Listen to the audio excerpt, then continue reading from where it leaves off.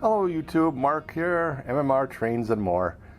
We've been talking a lot the last month or so about the scene here at Manitowoc and, of course, making a few changes, talking a lot about structures, maybe not necessarily about how they were built, but focusing on the scene itself.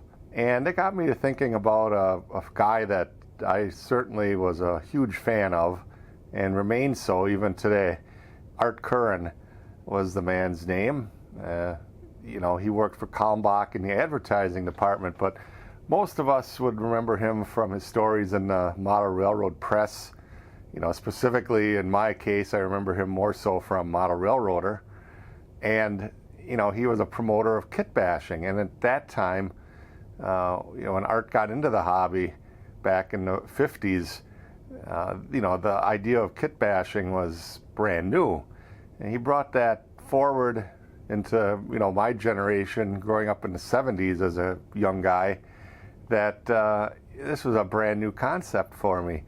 And at that time, as we know, if you're, again, a certain age, that Tyco, AHM, Model Power, various manufacturers, of course, these kits were made in the millions and could be found in dime stores, hobby shops, toy stores. The idea then of going out for a couple bucks, buying one of these buildings and then modifying it into something that was completely different than what you'd see on anyone else's layout had a real appeal to most model railroaders, including myself.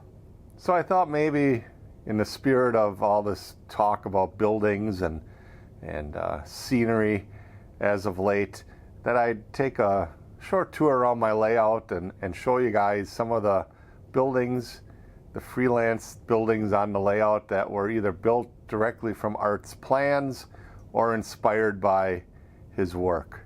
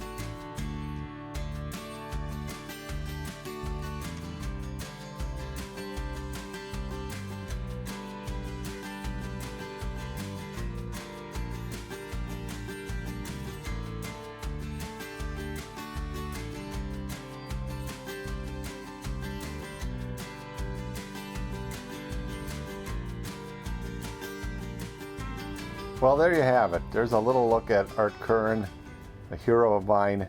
And, the people out there that are younger might be viewing this and saying, well, that's all well and good for the 1970s, but would Art be able to, translate into today's world of model railroading?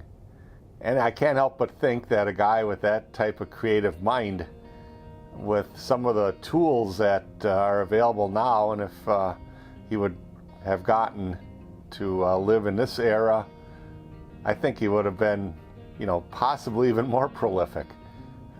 There's a huge learning curve maybe now compared to back then, as far as producing 3D printed kits and drawing on a computer, of course, in direct opposition to buying a kit, chopping a bunch of plastic apart and gluing it back together. Yeah, it's kind of a double-edged sword, I think. On one hand, if we could inspire people to go back and do this, make no mistake, these kits are still, if they're not available new, some may be, but if they're not available new, they were produced in the millions, as I said, and these things show up at swap meets, at least in my area, oftentimes half-baked, put together, but again, with some care, you could, take the pieces apart, and most of it involved cutting anyway. In other cases, people just hoarded these kits and, never produced anything with them. Not unlike today. Find Art's book, long out of print, available on eBay or some other source. You may have a source for these kits yet, even today. The skills of sitting at a hobby bench and working an X-Acto knife and slicing up your finger and this kind of stuff, I wonder if that's really a part of today's hobby. It seems as though it's become almost more academic and wishful thinking in some regard than actually building product. And you may look at Art's buildings and of course some of the stuff on my own layout and say, well, that was great for the 1990s, but it certainly doesn't cut it today.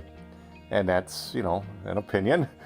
But I still stand by the fact that I think Art showed us a way, at least, how to create without becoming, dragged down into minutia and that stop someone from building a layout. Now, if you would be so kind to subscribe to my channel, I'd appreciate it.